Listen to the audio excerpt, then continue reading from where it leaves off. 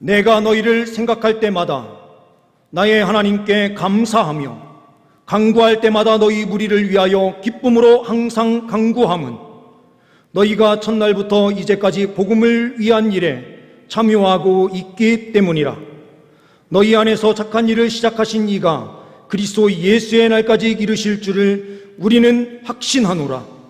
내가 너희 무리를 위하여 이와 같이 생각하는 것이 마땅하니 이는 너희가 내 마음에 있음이며 나의 매임과 복음을 변명함과 확정함에 너희가 다 나와 함께 은혜에 참여한 자가 됨이라.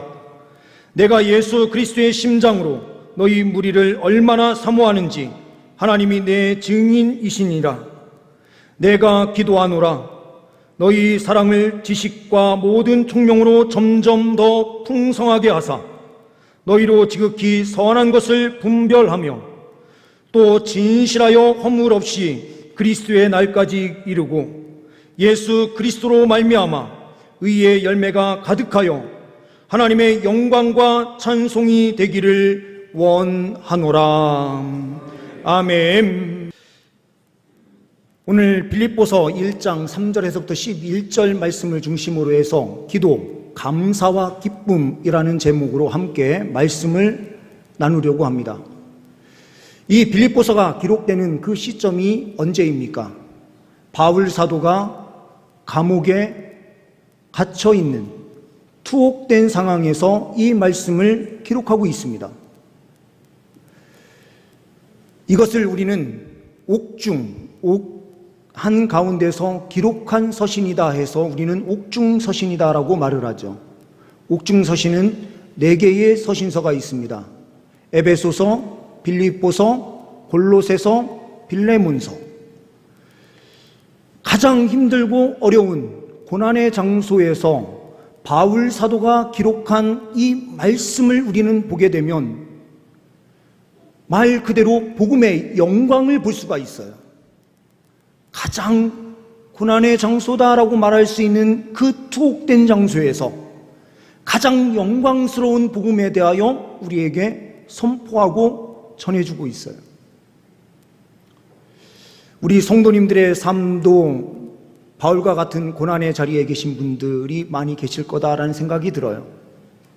주님께서 복음의 영광을 볼 수 있도록 인도해 주시고 삶 속에 놀라운 은혜로 함께하여 주시는 줄 믿습니다. 이때의 바울 사도는 어떠한 길로 나아가고 있는지 우리는 바울 사도를 통해서 하나님 백성이 누리는 그 큰 은혜가 무엇인지를 분명하게 볼 수 있게 됩니다. 하나님의 백성들이 누리는 그것이 바로 기도예요. 기도 자체가 능력이 있는 것이 아닙니다.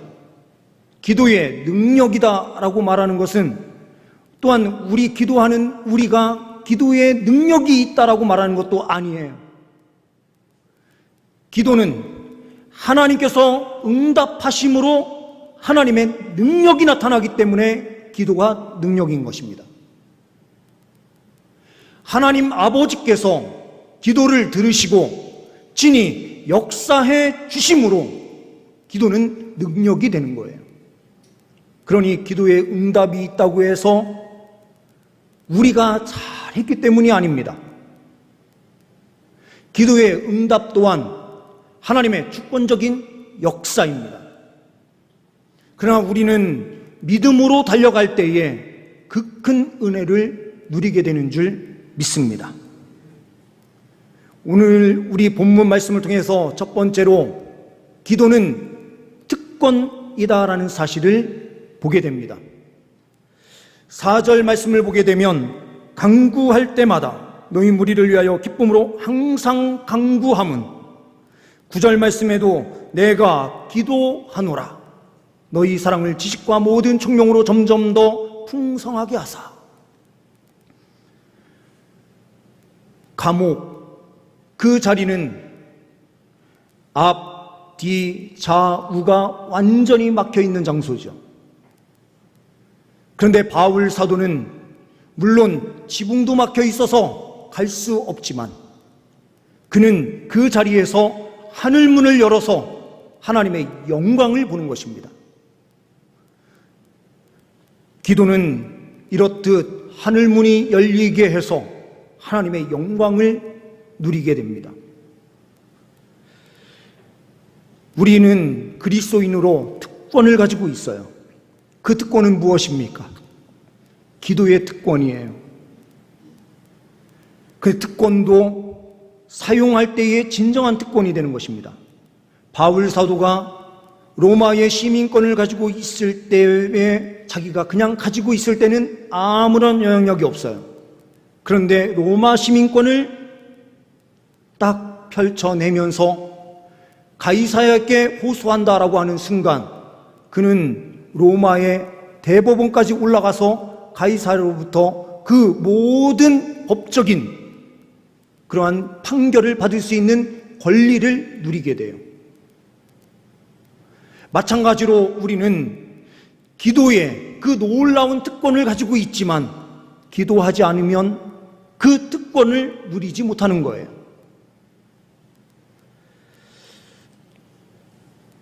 프리츠 크라이슬러라고 하는 사람의 자서전에 나오는 내용입니다. 프리츠 크라이슬러라고 하는 사람은 바이올리니스트로 아주 유명한 사람이었습니다. 이 바이올리니스트에게 꼭 필요한 것, 갖고 싶은 것 하나가 있었는데 그것은 바로 유명한 바이올린이었습니다. 스트라디 바리우스라고 하는 바이올린, 한 명문 가문의 명장이 만든 것. 그 이후에도 많이 만들어지긴 하지만 이 명장이 만든 것은 지금 전 세계에 몇백 개 남아있지 않다고 해요. 그런데 300년이 넘는 그 기간 동안 만들어져서 보관되고 있는 그 바이올린의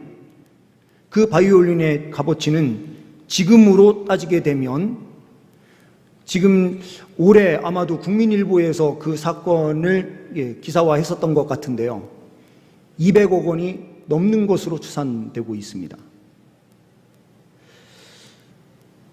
이 유명한 바이올린 연주가가 이 스트라디 바리우스의 이 바이올린을 한번 켜보고 싶어서 이것을 사고 싶었습니다.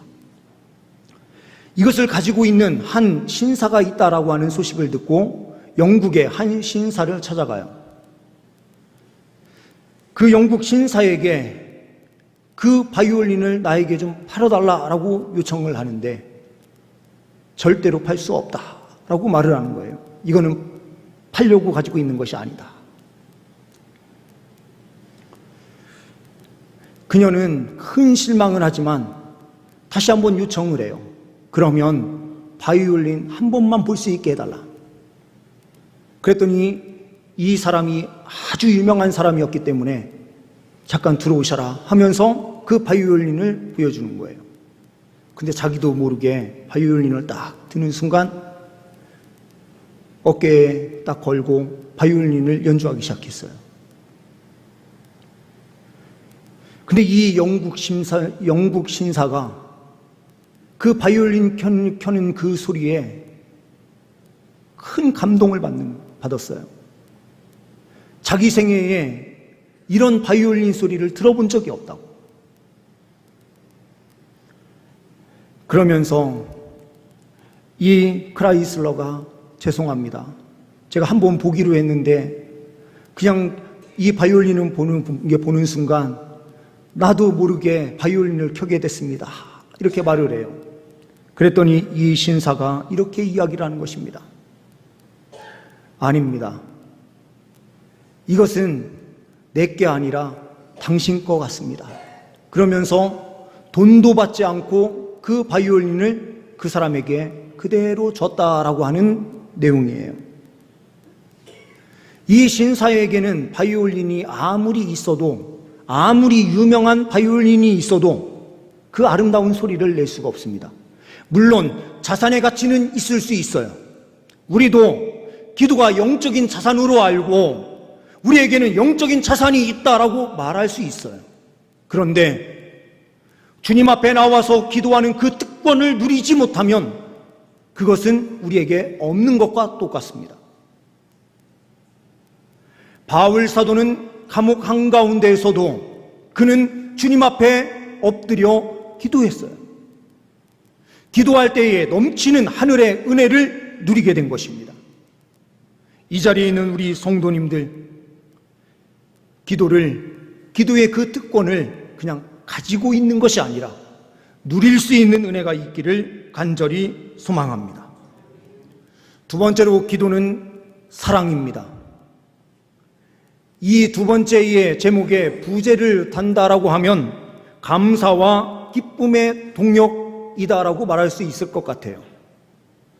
기도가 어떻게 사랑인가라고 질문하시는 분들이 계실 것 같아요.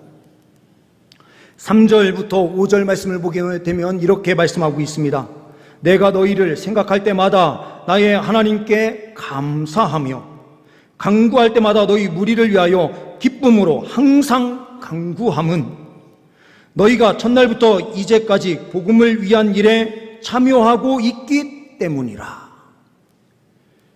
바울의 그 기도에 감사, 기쁨이 넘치게 됐었던 이유가 뭐라고 표현되고 있습니까? 너희가 첫날부터 이제까지 복음을 위한 일에 함께 참여하고 있기 때문이다라고 말을 해요. 이것을 우리가 지금은 개정성경으로 보고 있는데요, 개역성경으로 보았을 때에 이 성경 구절은 이렇게 기록이 되고 있었습니다. 번역이 첫날부터 이제까지 복음에서 너희가 교제함을 인함이라. 교제가 있었대요. 이것을 복음을 위한 일에 참여하는 것으로 우리 지금 개정성경에는 번역이 되어 있죠. 참여한다, 교제한다 라는 게 같은 단어예요. 이 말은 무엇입니까? 바울 사도의 선교를 위해서 물심양면으로 함께 했었던 교회가 필리포 교회예요.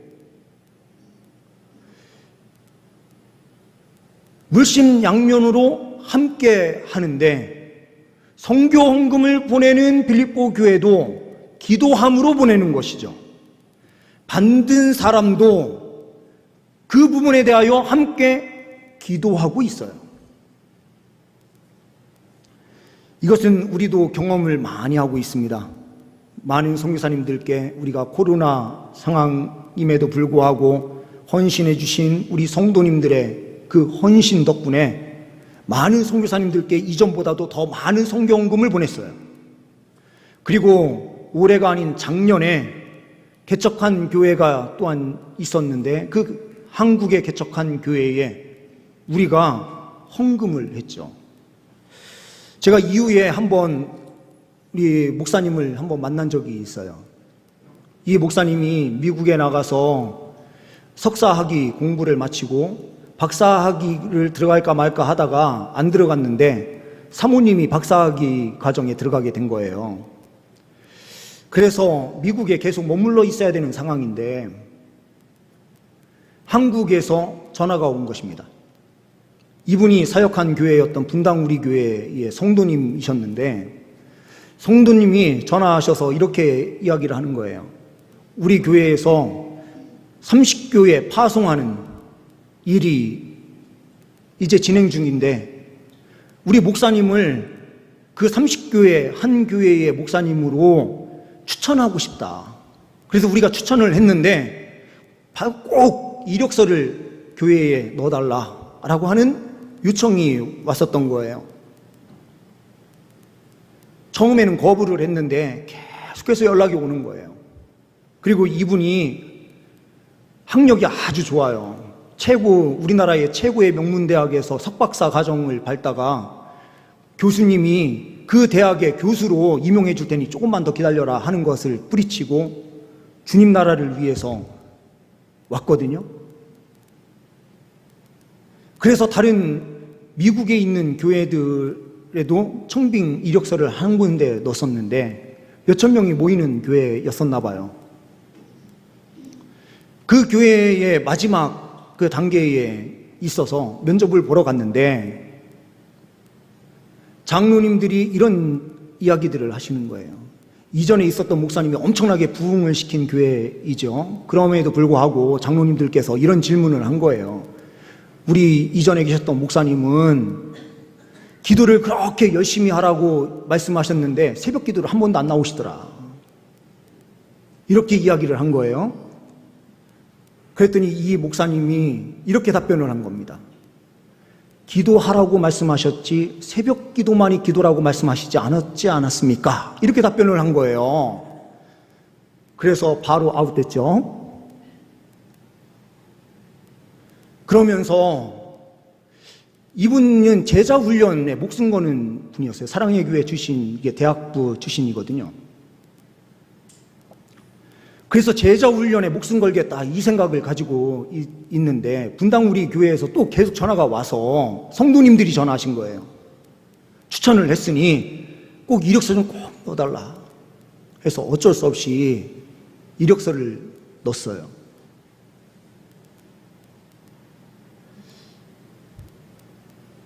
그러면 처음부터 분당 우리 교회 출신 분들은 지금 내부에 있는 15분을 선정하고 외부의 분들을 15분 선정하기로 했으니 당신은 안 됩니다 하면서 처음부터 다 서류에서 걸러서 이야기를 해줬으면 모든 게 다 편한데요. 그 과정이 생략돼서 마지막 단계까지 올라가게 되는데 계속해서 또 교회 측에서는 연락이 온 거예요. 포기하라고. 근데 뒤에서 계속 후원하고 있고 기도하고 있는 분들이 계신데 어떻게 포기합니까? 이게 조건이 안 된다면 교회에서 탈락시켜달라 부탁을 하는데도 계속해서 끝까지 올라가게 한 다음에 결국에는 안 되는 걸로 결정을 한 거예요. 미국 생활도 다 적고 사모님이 박사과정을 밟던 것도 이제 뒤로 다 밀어놓고 다 준비해놓고 하면서 다 왔는데 아무것도 되는 것이 없는 이런 상황들이 펼쳐지고, 그리고 담임 목사님의 눈밖에 난 사람은 교육자들도 연락을 안 하거든요. 그러니까 이곳에 딱 들어왔는데 분당 우리 교회에서 그렇게 친하게 지냈던 모든 부교육자들이 다 연락을 다 끊더래요. 그리고 이상한 소문을 막 내기 시작하는 거죠. 근데 제가 그날 이제 그때 1년 들어오신 지 1년 정도 지난 시점이었는데 제가 연락을 하게 된 거예요. 그래서 같이 만나서 식사 한번 대접하고 하면서 우리 교회에서 신년 세일의 특별 새벽 기도회를 통해서 헌금을 모아진 그 헌금으로 그분께 전달을 해드렸거든요. 한참 지나서 만났는데 이분이 그렇게 말씀하시는 거예요. 다른 그 어떠한 헌금보다도 우리 동산교회에서 보내준 헌금이 자기한테 가장 큰 위로가 됐다 이렇게 이야기를 해요. 그래서 왜 그렇게 생각하시냐 했더니 온 교회 성도님들이 기도하면서 마련해준 헌금이기 때문에.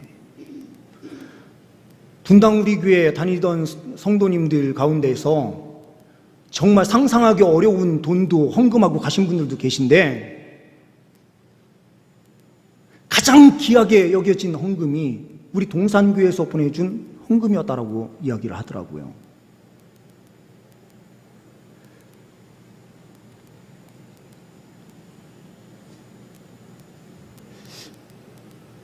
저는 이 교회가 1년 만에 독립에 자립을 했거든요. 이 자립한 게 저는 우리 교회의 기도 덕분이다 저는 확신해요.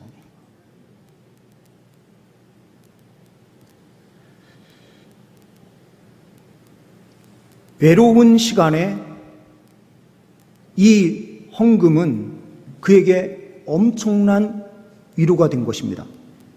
바울 사도가 감옥에 투옥되어서 어떻게 해야 될지 모르는, 어떻게 보면 하나님과는 깊은 교제를 갖고 있지만 모든 것이 단절된 것처럼 느껴질 때에 오는 그 큰 외로움, 이거는 정말 큰 거예요.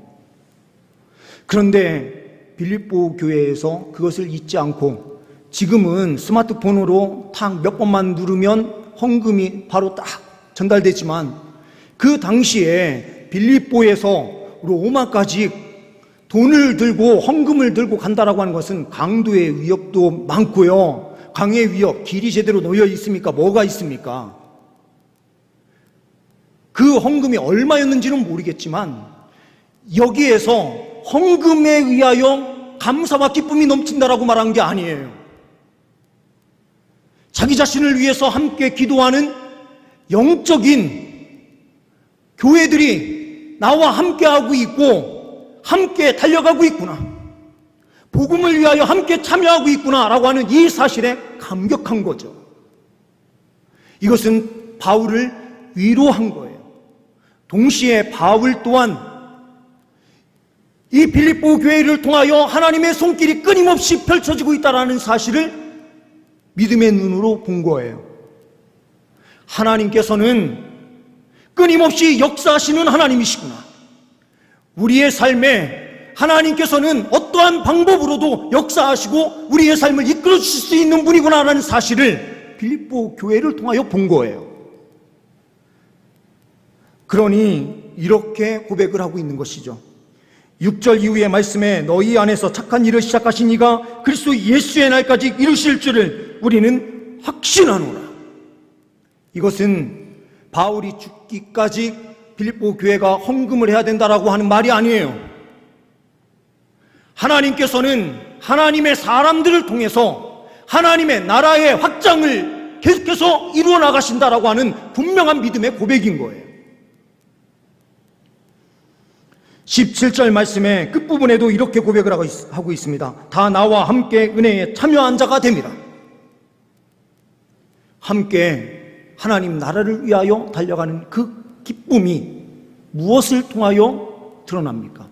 기도를 통하여 서로에게 사랑이 전달되고 그 안에서 놀라운 은혜의 역사가 펼쳐지는 것입니다. 그러므로 기도는 사랑입니다.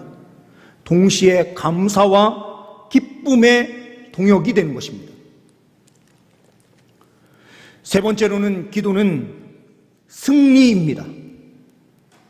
9절부터 11절 말씀을 보게 되면 이렇게 말씀하고 있습니다. 9절에 내가 기도하노라 너희 사랑을 지식과 모든 총명으로 점점 더 풍성하게 하사 너희로 지극히 선한 것을 분별하며 또 진실하여 허물 없이 그리스도의 날까지 이르고 예수 그리스도로 말미암아 의의 열매가 가득하여 하나님의 영광과 찬송이 되기를 원하노라.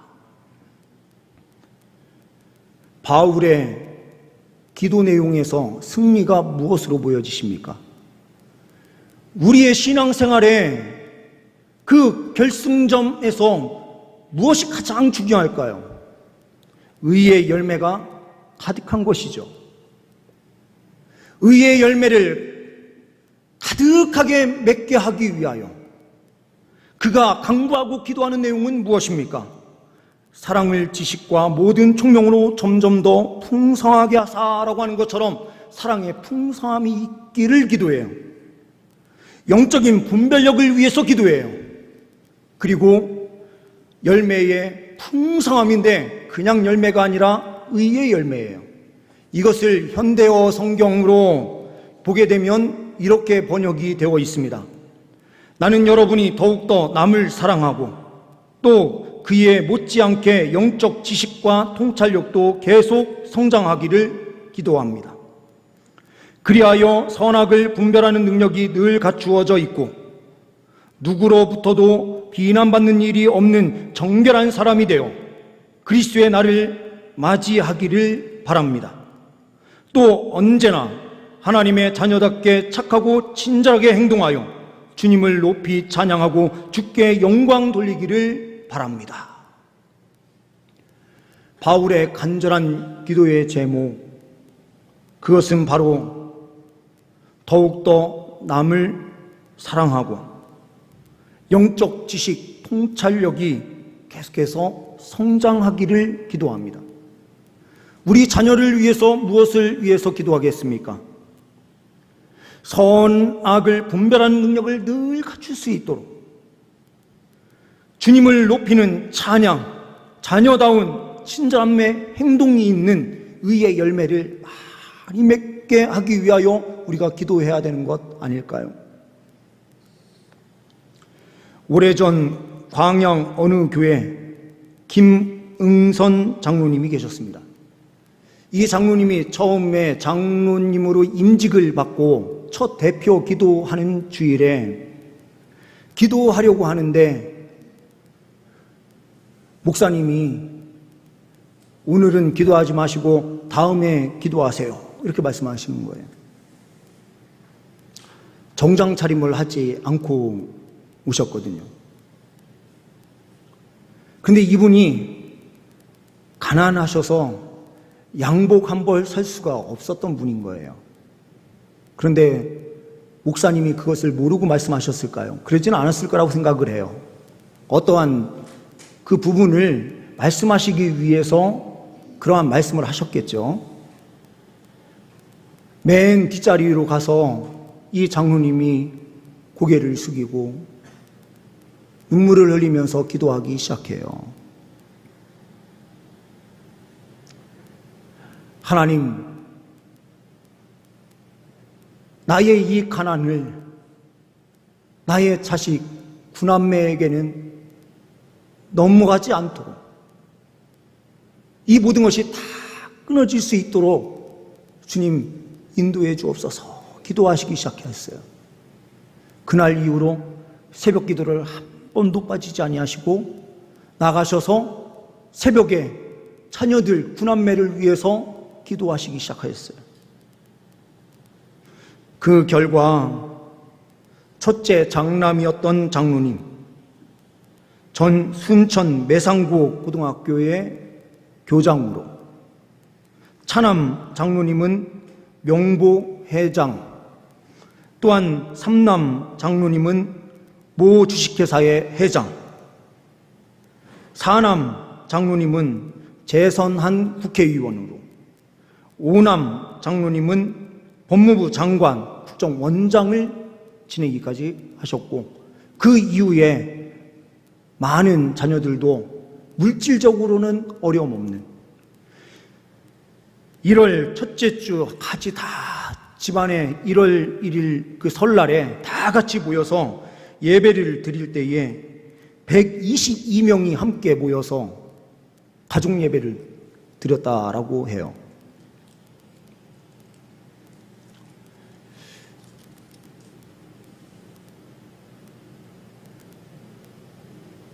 이 한 장로님의 눈물 어린 기도가 놀라운 은혜로 나타났죠. 물론 영적으로도 기도 많이 하셔서 다 장로님들 되시고 다 하나님 나라를 위해서 귀하게 쓰임받는 분들로 다 세워진 것이라 저는 믿어요. 그런데 물질보다 더 중요한 것을 위해서 우리는 기도해야 돼요. 가난을 끊어버리는 그 부분보다 더 중요한 것이 무엇입니까? 영적으로 우리가 사랑으로 풍성한 자녀가 돼서 남을 사랑할 줄 아는 사람이 되는 것, 이것이 9절의 기도 제목이요 10절에 선한 분별력을 가져서 선한 일을 위해서 달려가는 사람, 그리고 주님의 영광을 위하여 열매를 풍성하게 맺는 자, 우리 자녀들이 이러한 자로 세워질 때에 결국에는 저 천국에서 가장 영광스러운 그 관을 쓰게 되지 않겠습니까? 우리 젊은 세대들, 우리 청년들에게 우리는 무엇을 위하여 기도하게 하고 무엇을 위하여 달려가게 해야 합니까? 하나님 앞에 기도하는 것은 하나님께서 다 응답하십니다. 물질의 복을 위해서 기도하면 물질도 하나님께서 주십니다. 더 중요한 것을 위하여 우리가 강구할 수 있는 믿음의 사람들이 되어야만 우리의 자녀들이 더 믿음 위에 아름답게 세워질 수 있습니다. 기도는 우리가 본 말씀 그대로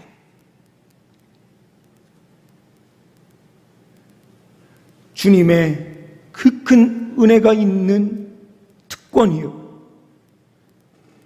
이것은 우리가 서로 사랑을 나누는 아름다운 수단이요, 귀한 열매로 승리하게 하시는 하나님의 은혜의 역사가 있는 것이 바로 기도입니다. 이 기도의 자리를 지켜내고 힘있게 믿음으로 달려갈 수 있는 주의 백성들 다 되시기를 간절히 소망합니다. 기도하십니다. 하나님 아버지, 감사합니다. 기도의 특권을 누리며 달려가게 하여 주옵소서. 주님 앞에 엎드려 간구하게 하여 주옵소서. 간구할 때마다 주님께서 약속하신 약속의 모든 말씀을 이루어 주시는 역사로 함께하여 주옵소서. 우리 성도들 기도를 통하여 하나 되게 하시고 사랑을 나누게 하시고 더 큰 일을 행하는 능력 공동체 되게 하여 주옵소서. 우리 주 예수 그리스도의 이름으로 기도하옵나이다. 아멘.